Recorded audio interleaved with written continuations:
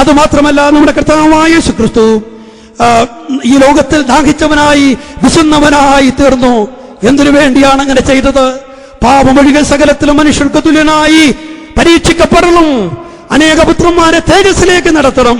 അതിനുവേണ്ടി വളരെ പരിജ്ഞാനപൂർവമാണ് കർത്താവ് ഈ കാര്യങ്ങൾ ചെയ്തത്.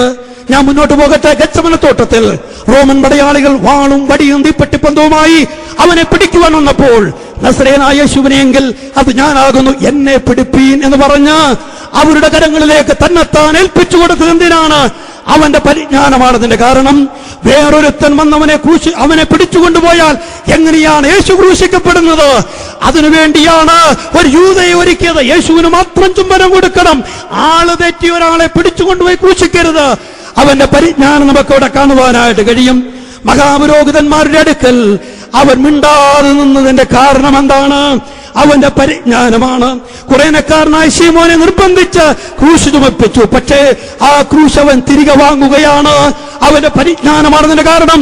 അല്ലയോ ശീമോനെ, നീയല്ല ഈ ക്രൂശ് ചുമക്കേണ്ടത്, ഈ ക്രൂശ് ചുമക്കേണ്ടവൻ ഞാനാണ്. അതുകൊണ്ട് ഞാൻ തനിയെ ക്രൂശ് ചുമക്കണം. ഓ, കർത്താവിന്റെ പരിജ്ഞാനം നമുക്കവിടെ കാണുവാനായിട്ട് കഴിയും.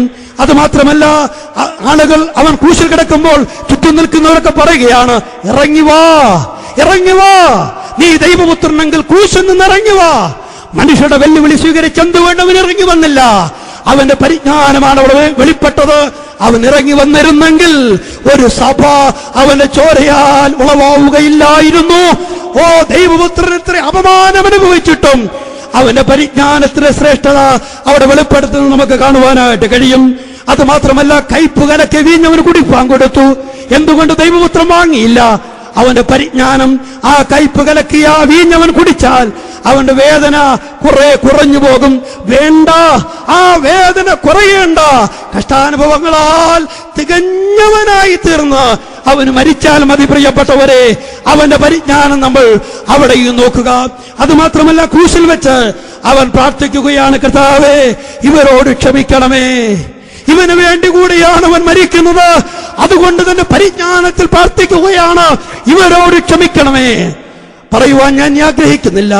തന്റെ പരിജ്ഞാനം കൊണ്ട് അനേക ആളുകളെ നീതീകരിച്ച പുണ്യപുരുഷൻ.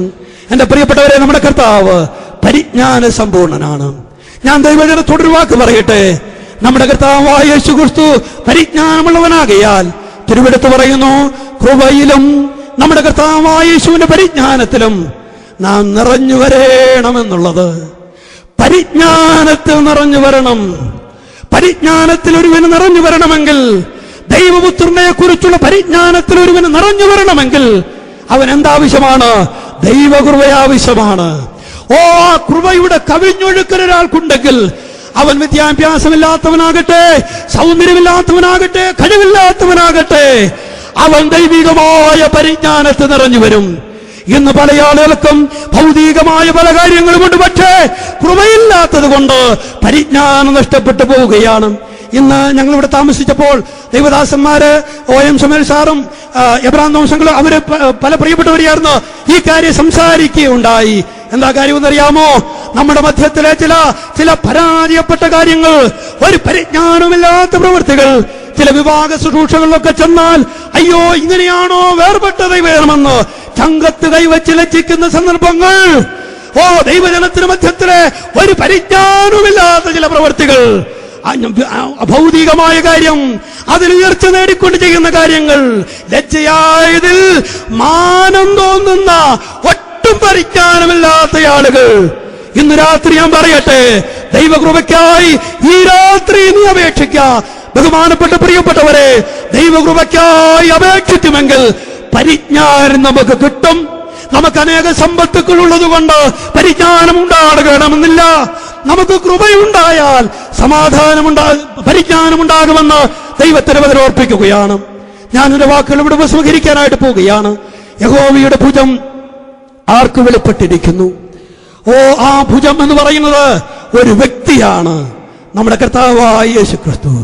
രാജാതിരാജാവും കർത്താതികർത്താവുമായ, ജീവികൾക്ക് മരിച്ചവർക്ക് ന്യായവിസ്താരം നടത്തുവാനുള്ളവരും, പൊന്തിയോസ് പിലാത്തോസിനു മുമ്പാകെ നല്ല സ്വീകാരം കഴിച്ചവനുമായ കർത്താവായ യേശുക്രിസ്തു. ഓ, അവനത്രേ യഹോവയുടെ ഭുജം എന്ന് പറയുന്നത്.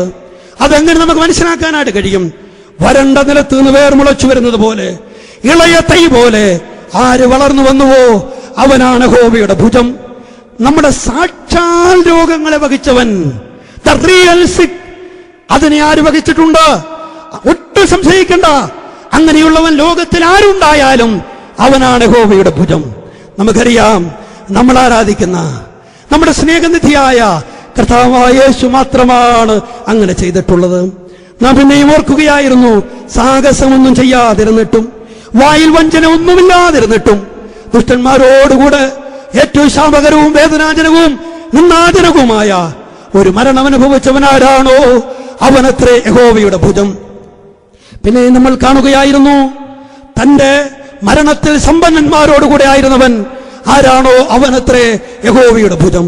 കൊല്ലുവാൻ കൊണ്ടുപോകുന്ന കുഞ്ഞാടിനെ പോലെ കഠിനമായി ഉപദ്രവിച്ചിട്ടും രോമങ്കത്തിരയ്ക്കുന്നതിന് മുമ്പാകെ മിണ്ടാതെ ഇരുന്ന കുഞ്ഞാടിനെ പോലെ വായു തുറക്കാതെ ഇരുന്ന പുരുഷൻ ഈ ഭൂപരപ്പിൽ ഏതൊരു വ്യക്തിയുണ്ടോ അവനാണ് യഹോവയുടെ ഭുജം.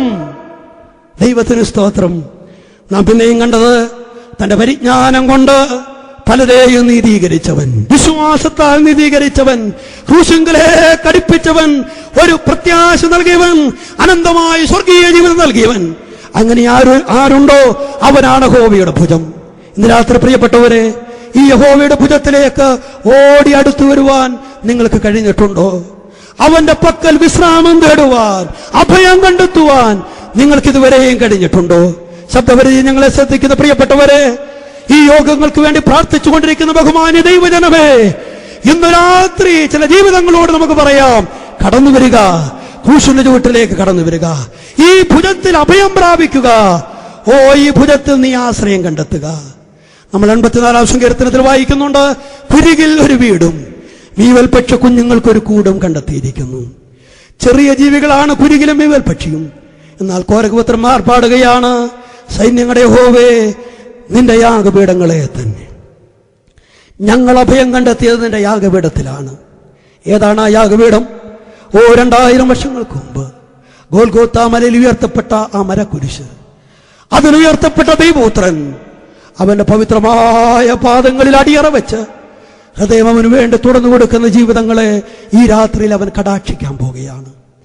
ഒരു കൊച്ചുകുട്ടിയെ പോലെ, ഒരു സഹായവുമില്ലാത്തവനെ പോലെ, മരണത്തിന് വിധിക്കപ്പെട്ടവൻ, പാപി, അധർമ്മി എന്നുള്ള ആ പൂർണ്ണബോധ്യത്തോടുകൂടി ഈ രാത്രിയിൽ ആ ഒരു ക്രൂശിങ്കിലേക്ക് അടുത്തു വരും. എന്റെ കർത്താവേ, എനിക്കങ്ങേ ആവശ്യമുണ്ട്. ഓ, എന്നെ നീ രക്ഷിക്കണമേ, എന്റെ ജീവിതത്തെ നീ നവീകരിക്കണമേ, എന്നെ സ്വർഗത്തിന്റെ അവകാശിയാക്കി തീർക്കണമേ എന്ന് ഈ രാത്രിയിൽ ആര് പ്രാർത്ഥിക്കും?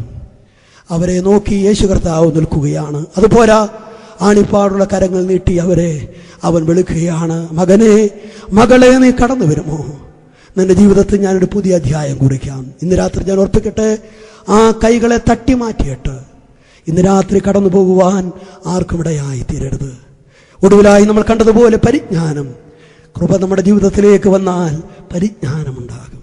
നമ്മുടെ ജീവിതത്തിന്റെ മുഴുവൻ മേഖലകളിലും ദൈവികമായ പരിജ്ഞാനം വിളങ്ങുവാൻ കർത്താവ് കൃപ ചെയ്യട്ടെ. ഒരുപക്ഷെ വലിയ വിദ്യാഭ്യാസം നമുക്കില്ലായിരിക്കാം, വലിയ കഴിവുകൾ, പ്രൗഢികൾ, സ്ഥാനമാനങ്ങളൊന്നും നമുക്കില്ലായിരിക്കാം. പക്ഷേ ദൈവകൃപ നമ്മിൽ വന്നാൽ ദൈവികമായ പരിജ്ഞാനം നമുക്കുണ്ടാകും. വാക്യങ്ങൾ ഞാൻ വിശദീകരിക്കുന്നില്ല, ദൈവം നമ്മെ സഹായിക്കട്ടെ. നമ്മുടെ ജീവിതത്തിൽ ആ പരിജ്ഞാനം കുറഞ്ഞു പോയിട്ടുണ്ടോ? ഈ 2010 ജീവിതത്തിൽ ആ പരിജ്ഞാനമില്ലാത്ത ജീവിതം നമ്മൾ നയിച്ചിട്ടുണ്ടോ? ഉണ്ടെങ്കിൽ ഇന്ന് രാത്രി ഒരൊറ്റ കാര്യം മാത്രമേ നമ്മുടെ മുമ്പിൽ അവശേഷിക്കുന്നുള്ളൂ: കരയുക, ചങ്കുവെട്ടി കരയുക, വിലപിക്കുക. അങ്ങനെയുള്ള ജീവിതങ്ങളെ കർത്താവ് നോക്കുകയാണ്. ഒരു തീരുമാനമെടുക്കാൻ മനസ്സുണ്ടോ എന്ന് കർത്താവ് നോക്കുകയാണ്. ദൈവം നമ്മെ സഹായിക്കട്ടെ. ഈ വചനത്താൽ ദൈവം നമ്മെ എല്ലാവരെയും അനുഗ്രഹിച്ച് ആശീർവദിക്കട്ടെ. ദൈവനാമം ഇന്നും എന്നേക്കും മഹത്വപ്പെടുമാറാകട്ടെ. ആമേൻ.